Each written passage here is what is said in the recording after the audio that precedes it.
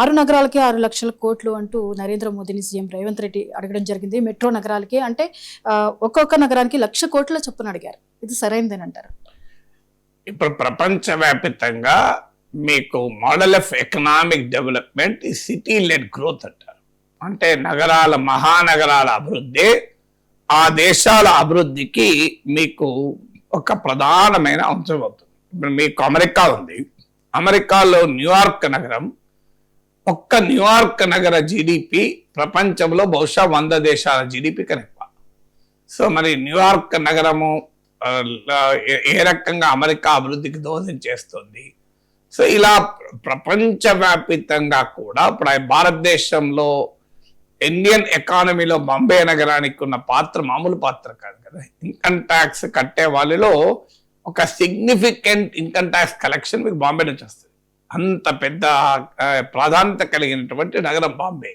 So అందువల్ల ప్రపంచవ్యాప్తంగా ఒకప్పటి కాన్సెప్ట్ కాదు. ఒకప్పుడు అర్బనైజేషన్ అంటే ఒక నెగటివ్ దృక్పథం ఉండే అర్బనైజేషన్ అంటే. కానీ ఇప్పుడు ప్రపంచంలో మెజారిటీ ప్రజలు పట్టణాల్లో నివసించే దశకు మనం చేరుకుంటున్నాం. అందువల్ల సిటీ లెడ్ ఎకనామిక్ గ్రోత్ అనేది మోడల్ ఇప్పుడు. అందుకే ఇప్పుడు ఆంధ్రప్రదేశ్లో కూడా అమరావతి అనే ఒక గ్రీన్ ఫీల్డ్ సిటీ, కొత్తగా ఒక నగర నిర్మాణం అని ఎందుకంటున్నారు. So this is era of city led economic growth. అందువల్ల మీకు ఢిల్లీ, బాంబే, చెన్నై, కోల్కతా, హైదరాబాద్, బెంగళూరు ఈ 6 నగరాలు కూడా చాలా చారిత్రక నగరాలు. హైదరాబాద్ తీసుకుంటే 400 years పైన చరిత్ర ఉన్న నగరం ఇది. కోల్కతా నగరం అంతే, చెన్నై నగరం అంతే. సో ఇంత పెద్ద నగరాలు ఎవరికి ఏమవుతుంది అంటే, నగరాలు చారిత్రక నగరాలే కాదు, పెద్ద ఎత్తున జనాభాను ఈ మహానగరాలు ఆకర్షిస్తున్నాయి. మహానగరాలకు ఉండే ప్రత్యేకత ఏంటంటే అది కేవలం ఆ రాష్ట్ర జనాల్ని ఆకర్షించదు. ఇప్పుడు మీరు హైదరాబాద్ తీసుకుంటే హైదరాబాద్లో ఓన్లీ తెలంగాణ ప్రజలే ఉన్నారా? ఓన్లీ తెలుగు ప్రజలే ఉన్నారా? ఇవాళ హైదరాబాద్లో పంజాబీలు ఉంటారు, మలయాళీస్ ఉంటారు, బెంగాలీస్ ఉంటారు, కన్నడిగాస్ ఉంటారు, నార్త్ ఇండియన్స్ ఉంటారు, ఈవెన్ నార్త్ ఈస్టర్న్ వాళ్ళు కూడా ఉంటారు. మీరు జస్ట్ అర్బన్ కంపెనీ బుక్ చేయండి. నేను బుక్ చేస్తే హెల్ హుల్ హున్ లున్ మున్ అని వచ్చాడు ఆయన. ఆ పేరు ఇదేందయ్యా, హున్ హెన్ లున్ మున్ అని పేరేంటి అని అడిగితే, సార్ నేను నార్త్ ఈస్ట్ సార్ కుకీ అని. మీకు ఇక్కడ చూడండి, అంటే హైదరాబాద్లో అర్బన్ కంపెనీలో పనిచేయడానికి కూడా మణిపూర్ నుంచి హెన్ మున్ లున్లు వచ్చి ఇక్కడ పనిచేస్తున్నారు. అంటే ఎంత దేశవ్యాప్తంగా ఉన్న ప్రజానీకానికి హైదరాబాద్ ఉపాధి కల్పిస్తోంది, జీవనోపాధి కల్పిస్తోంది. సో అందువల్ల Hyderabad is not a city for Telangana, Hyderabad is a city for India అన్నదానికి ఇది ఉదాహరణ. అందువల్ల మీరు హైదరాబాద్ అభివృద్ధిపై ఖర్చు పెడితే అది భారతదేశ అభివృద్ధి ఖర్చు చేసినట్టు. ఈ మహానగరాలన్నీ అభివృద్ధి అయితే మీకు ఆదాయాన్ని కూడా ఇస్తాయి. ఇప్పుడు మీకు తెలంగాణ ఆదాయంలో హైదరాబాద్ సిగ్నిఫికెంట్ కాంపోనెంట్ కదా. మీకు హైదరాబాద్ ఆదాయమే లేకపోతే తెలంగాణ ఎకానమీ ఇంత రోబస్ట్ గా ఉండదు. సో ఎప్పుడైతే నగరాలు ఆ రెవెన్యూ ఇస్తుందో, ఇంటర్లాండ్ కూడా అంటే ఇతర ప్రాంతాలను కూడా డెవలప్ చేస్తానికి అవకాశం ఉంటుంది. ఎందుకంటే హైదరాబాద్ ప్రొవైడ్స్ దట్ ఇన్కమ్, కనుక ఆ ఇన్కమ్ ఇతర ప్రాంతాలపైన ఖర్చు పెట్టచ్చు. తర్వాత ఇన్ఫ్రాస్ట్రక్చర్ ఎందుకు 1,00,000 కోట్లు అడుగుతున్నారు అంటే, ఈ మహానగరాల్లో సమస్య ఏమవుతుందంటే ఇన్ఫ్రాస్ట్రక్చర్ అనేది చాలా ఓల్డ్ ఉంటుంది. హైదరాబాద్లో అండర్ గ్రౌండ్ డ్రైనేజ్ ఉంది, హైదరాబాద్లో వాటర్ సిస్టమ్ ఉంది, హైదరాబాద్కు ఒక స్టామ్ వాటర్ డ్రైన్స్ కావాలి. ఇవన్నీ కూడా పెరుగుతున్న జనాభామో చాలా రెట్లు ఎక్కువ. ఈ ఇన్ఫ్రాస్ట్రక్చర్ క్రియేట్ చేసిన రోజు ఉన్న జనాభా ఎంత, ఈరోజు జనాభా ఎంత? ఇంత భారీగా పెరిగిన తర్వాత ఆ ఇన్ఫ్రాస్ట్రక్చర్ను మొత్తం రీమోడర్నైజ్ చేయాల్సి ఉంటుంది. అది ఏ రాష్ట్ర ప్రభుత్వానికి ఉన్న బడ్జెట్ సరిపోదు, ఏ జిహెచ్ఎంసీకి ఉన్న బడ్జెట్ అయితే అసలే సరిపోదు. మరి how can you create infrastructure for that? దానికి ఖచ్చితంగా కేంద్రం సహకరిస్తే అది 1,00,000 కోట్లు ఇస్తుందా, 50,000 కోట్లు ఇస్తున్నా. అందువల్ల నేను చాలా రోజులుగా అంటున్నాను, అమరావతికి కనీసం ఒక 50,000 కోట్లు కేంద్రం ఇవ్వాలి.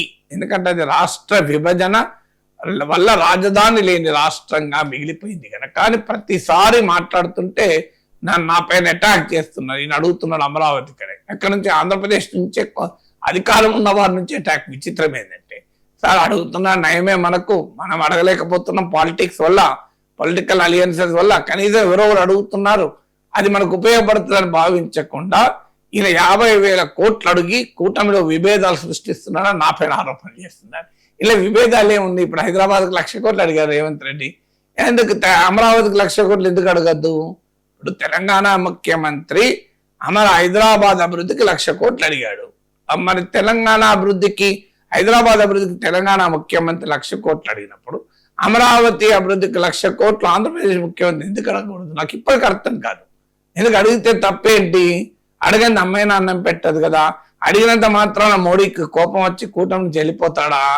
అడిగినంత మాత్రాన మోడీకి కోపం వచ్చి ఈడీని సిబిఐని పంపుతాడా? పంపిండా? సో ఎందుకు అడగారో నాకు అర్థం కాదు, ఇప్పటికీ అర్థం కాదు. ఇప్పుడు రేవంత్ రెడ్డి 1,00,000 కోట్లు అడిగినప్పుడు చంద్రబాబు నాయుడు ఎంత అడగాలి? 2,00,000 కోట్లు అడగాలి. ఎందుకంటే హైదరాబాద్ ఏమో డెవలప్డ్ సిటీ, అమరావతి ఏమో గ్రీన్ఫీల్డ్ సిటీ, అది కొత్త నగరం. అందువల్ల రాష్ట్ర విభజన చారిత్రక పూర్వనంగం చూడండి. చెన్నై కేంద్రంగా మద్రాస్ రాష్ట్రంలో తెలుగు ప్రజలు ఉండే. 1953లో తెలుగు ప్రజలకు ఒక ప్రత్యేక రాష్ట్రం కొరకు మీకు బయటకు వచ్చే మద్రాసు నుంచి వచ్చేస్తే కర్నూలు రాజధాని చేసుకున్నారు. ఆ తర్వాత 1956లో ఉమ్మడి ఆంధ్రప్రదేశ్ ఏర్పడితే ఆ కర్నూలు రాజధాని కూడా రాజధాని అయింది. మళ్ళీ 2014లో 2 రాష్ట్రాలుగా విడిపోతే మళ్ళీ హైదరాబాద్ రాజధాని పోయి అమరావతికి వెళ్లాల్సి వచ్చింది. అంటే ఒకసారి మద్రాసును కోల్పోయారు, రెండోసారి కర్నూలు కోల్పోయారు, మూడోసారి హైదరాబాద్ కోల్పోయారు. అలాంటి రాష్ట్ర రాజధానికి 2,00,000 కోట్లు ఇస్తే తప్పేంటి? తెలంగాణ ముఖ్యమంత్రి 1,00,000 కోట్లు అడుగుతున్నప్పుడు హైదరాబాద్ నగరానికి, ఆల్రెడీ ఒక డెవలప్డ్ రోబస్ట్ సిటీకి, ఆంధ్రప్రదేశ్ ముఖ్యమంత్రి అదే మీటింగ్ లో ఉన్నారు కదా, మాకు 1,00,000 కోట్లు ఇవ్వండి, 2,00,000 కోట్లు, కనీసం 50,000 కోట్లు ఇవ్వండి అని అడిగితే తప్పేంటి? ఎందుకు అడగరు మరి చంద్రబాబు నాయుడు? నాకు ఇప్పటికీ అర్థం కాని అంశం అది. ఏ కూటమిలో ఉంటే అడగకూడదని ఉందా? ఇంకా కూటమిలో ఉంటే డబుల్ ఇంజన్ సర్కార్ కనుక ఇంకా విశ్వాసంతో అడగాలి. ఎందుకంటే ఇంకా ఇచ్చేవాళ్ళు, వడ్డించేవాడు మనవాడే కదా. వడ్డించేవాడు మనవాడు ఉన్నప్పుడు 2 లడ్డూలు ఎక్కువ వేయించుకుంటాను తప్ప, వడ్డించేవాడు మనవాడు ఉన్నా కూడా నేను లడ్డే అడగను, నేను తినను, వేరే వాళ్ళు తిన్నా మంచిది అంటే ఎట్లా? సో వడ్డించేవాడు మనవాడు ఉన్నప్పుడు 2 కాదు 4 అడుక్కోవాలి లడ్డూలు. సో అడగడానికే మొహమాటం ఎందుకు? పోనీ అడగడం లేదు. నాలాంటి వాళ్ళతో నా పైన దాడి ఎందుకు? నేను అడిగితే నా పైన విపరీతమైన దాడి. ఎందుకు దాడో అర్థం కాదు. ఎందుకు నేను ఏం అడుగుతున్నా? అయ్యా తెలంగాణ ముఖ్యమంత్రి 1,00,000 కోట్లు అడిగి నువ్వు మీరు కూడా అడగండి అంటానా? 1,00,000 కోట్లు 2,00,000 కోట్లు అడగను అమరావతికి ఎందుకు ఇవ్వరండి? ఎందుకంటే సీమాంధ్ర ప్రజల అభిష్టానికి భిన్నంగా రాష్ట్రాన్ని విభజించినప్పుడు రాజధాని నిర్మాణం బాధ్యత కదా, పార్లమెంట్ చట్టంలో ఉంది కదా. నిన్నగాక మొన్న మళ్ళీ సవరించారు కదా అమరావతి ఏ చట్టం అని. మీరు ఎందుకు సవరించారు? మరి మీ సంబంధం లేకపోతే ఎందుకు సవరిస్తారు? సంబంధం ఉంది కనుక సవరించారు. మరి సంబంధం ఉన్నప్పుడు ఇవ్వాలి డబ్బులు, ఎందుకు ఇవ్వకూడదు? ఇది అడగాలి కదా, తెలుగు ప్రజలుగా మనం అడగాలి. అయ్యా ఇది అమరావతి చారిత్రక రాజధాని, మీకు ఇప్పటిది కాదు ధాన్యకటక నగరంగా శతవాళ్ళ రాజధానిది. దీనికి ఇది బౌద్ధము, హైందవము, ఇన్ని రకాల సాంస్కృతిక ఒక నిలయం అది. సో అలాంటి పవిత్ర నగరానికి ఎందుకు 5,00,000 కోట్లు ఇవ్వద్దు? రేవంత్ రెడ్డి అడిగేటప్పుడు అదే నీతి ఆయోగ్ మీటింగ్ లో ఉన్న చంద్రబాబు నాయుడు ఎందుకు 1,00,000 కోట్లు అడగలేదు? ఎక్కడైతే రాలేదు నాకు తెలిసినంత వరకు. సబ్జెక్టు కరెక్షన్ మరి అడిగితే పత్రికలనైతే అమరావతి నిర్మాణానికి 1,00,000 కోట్లు ఇవ్వండి అని చంద్రబాబు అడిగినట్టే తెలియదు. రేవంత్ రెడ్డి అది హైదరాబాద్కు 1,00,000 కోట్లు ఇవ్వండి అని అడిగారు తప్ప చంద్రబాబు నాయుడు అడిగినట్లేదు. ఎందుకు అడగడం లేదన్నది నా ప్రశ్న.